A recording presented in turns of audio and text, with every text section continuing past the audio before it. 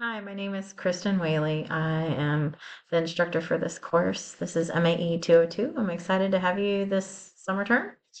I've been at EKU for 20 of the last 25 years in some capacity. I'm what I call an eternal colonel. So I did my undergrad here at EKU. I majored in computer science, mathematics teaching, and then I went out and taught in Central Kentucky high schools for a while and came back to grad school and never left.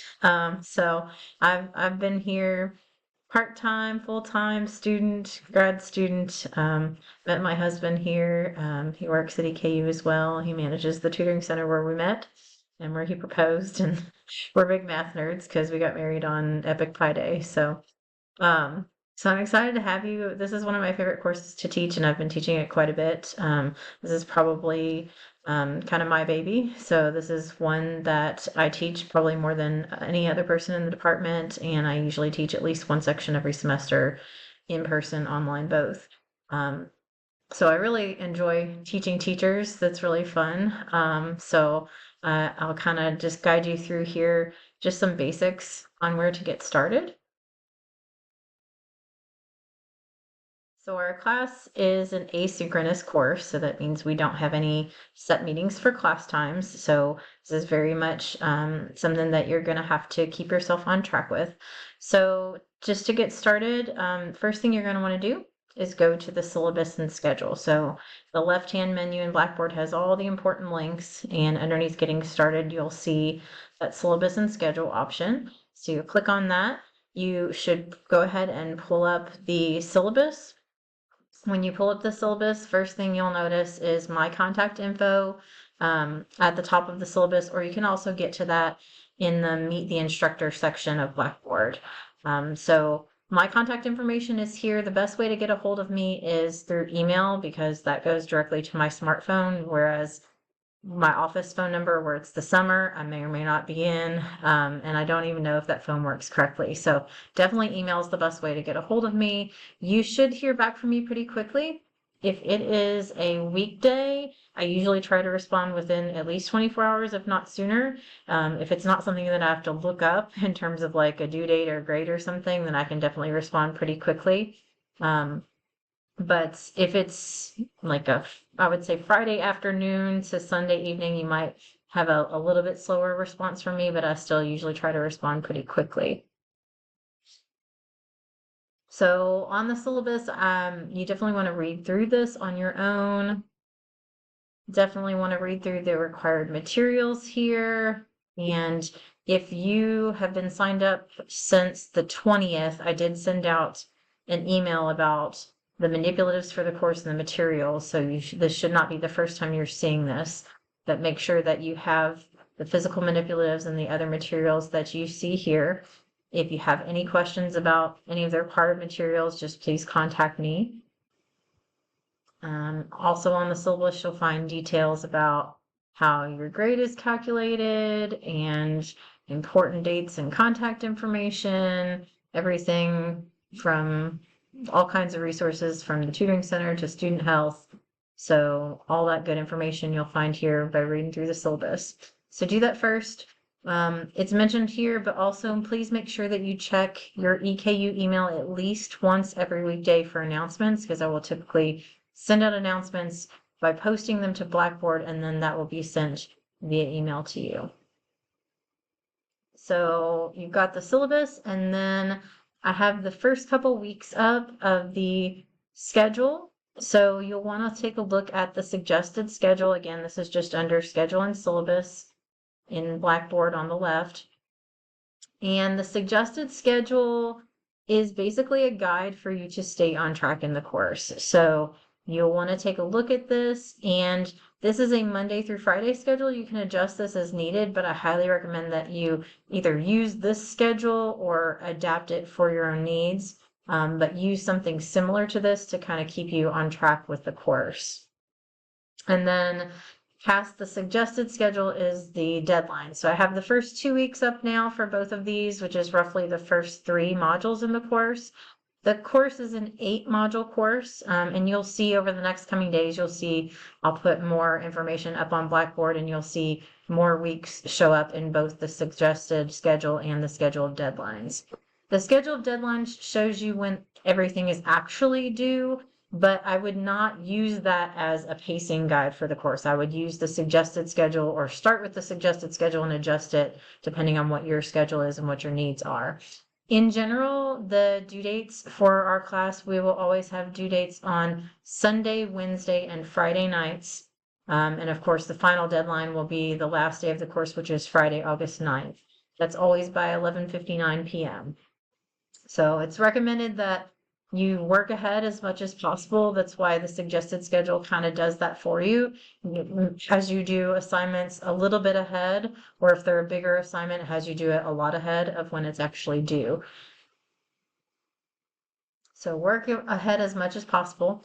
Once you've read through all this information, you have the syllabus and the suggested and the actual deadline schedule, then you'll want to go ahead and get started with the course. So once you've read the starting materials and you have your required materials, you're ready to begin, then you're going to want to go to modules. So there's a couple ways that you can get this. You could actually just click on modules on the left-hand side of Blackboard, or you can actually go to the specific module that you want to. So if you click on modules, that'll give you a list and some tentative dates for those first 3 modules, and you'll see more of these show up later.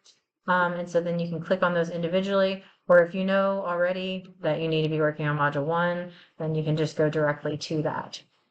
So once you click on a module for the course, you're going to see all of the assignments listed in the order that you roughly should be completing them. So you'll want to go into module 1 and start with introduce yourself. That's your first item discussion board that you want to complete. Once you complete that, you'll want to go ahead and do the reflection. After that, you're going to go ahead and do that first section of notes, right? Then the first activity. So, excuse me. So you're going to do this in the order that is listed here, roughly. If you run into trouble or something's taking longer, or you don't have the materials yet, or you have a technology question or something, then you can go a little bit out of order. But in general, you basically just want to go linearly through this material. You definitely want to make sure that you're not completing a practice assignment or an activity without having done the notes for that first, or you don't want to do a check your understanding assignment until you've actually gone through all the preliminary assignments for that. So you'll just complete all the items here in the order listed. On every single item, just make sure that you read through the instructions very carefully. It'll give you all the instructions in terms of, are you supposed to watch a video first, or are you supposed to complete it first and then watch videos? The videos are linked, so like if you click on any of these items that are folders, it'll open up everything that you need for that activity, including if there's review videos, if there's one, or if there's several. So all of that can be found right within those items. And then you will submit these for credit basically by clicking on that item. So when you're ready, when you've completed the fraction strip activity that's attached here by following the instructions as an example, then once you have it completed and as a PDF, then you'll click on this, and this is where you will go to actually submit that assignment.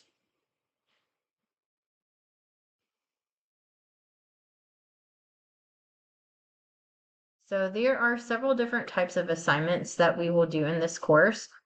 So as a form of pre-assessment, discussion boards and reflections are designed as catalysts for a particular topic, typically at the start of a unit.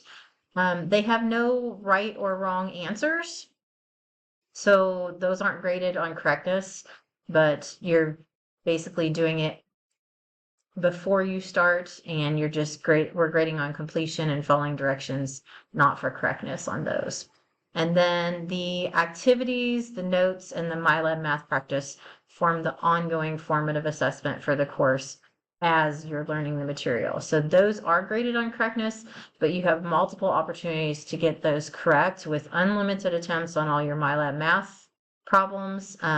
And then there's videos that review every section of notes or the activities. So you can review the videos and tweak or modify your answers on the notes and activities. Or in the case of the notes, you're actually watching the video and taking notes along with the video. So there's a lot of guidance and direction on those formative assessments.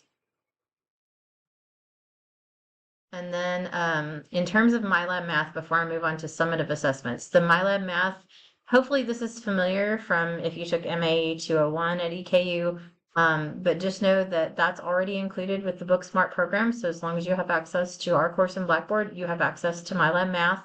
That is where you will go to look at some of the videos that we'll use in some of our reflections. That is where you can find the electronic version of the textbook that we're using. So you have access to that. Typically, you have 3 attempts on each question in MyLab Math. And then basically you can do those 3 attempts, but then if you get the 3rd attempt wrong, you can do a similar problem and it'll typically just change the numbers. If you do that and you just keep reworking similar problems until they're correct, you can get 100% on every MyLab Math assignment. So as long as you spend the time to complete them as many times as it takes to get them right, you can easily get 100% on all of those. And then finally, the summative assessments for the course are our projects, explanations, and the check your understanding assessments.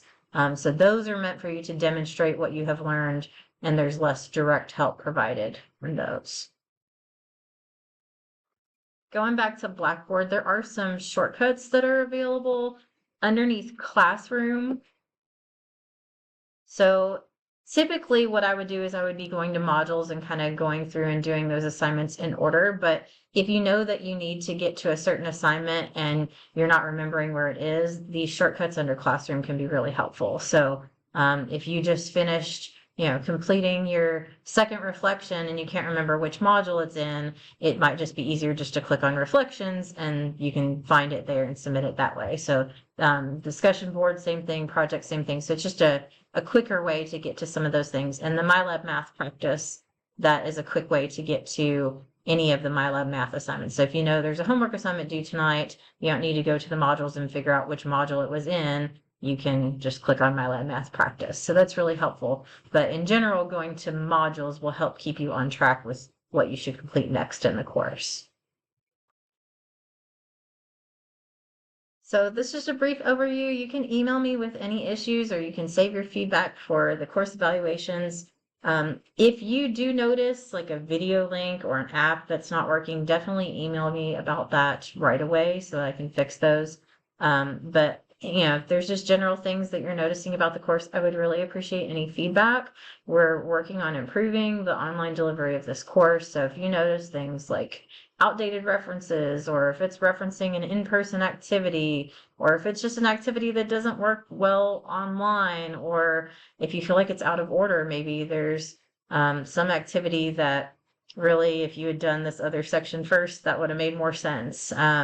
So if you notice anything that sparks unprofessional behavior, or if you just have any suggestions for improving the online delivery of any of the assignments in the course, please let me know. And if you can, reference the exact name of the assignment or specifics about what could be improved. That way, I'm not searching through trying to find, oh, some student said there was something outdated. If you tell me what it was, then I can go in and change that one thing. So some of the videos and things have been adapted from an in-person format, but I've worked really hard to gear this correctly towards an online format, and I'm continuing to do that as I post more on Blackboard. So just let me know. Any issues won't get better without lots of specific feedback, so I really appreciate any feedback you have.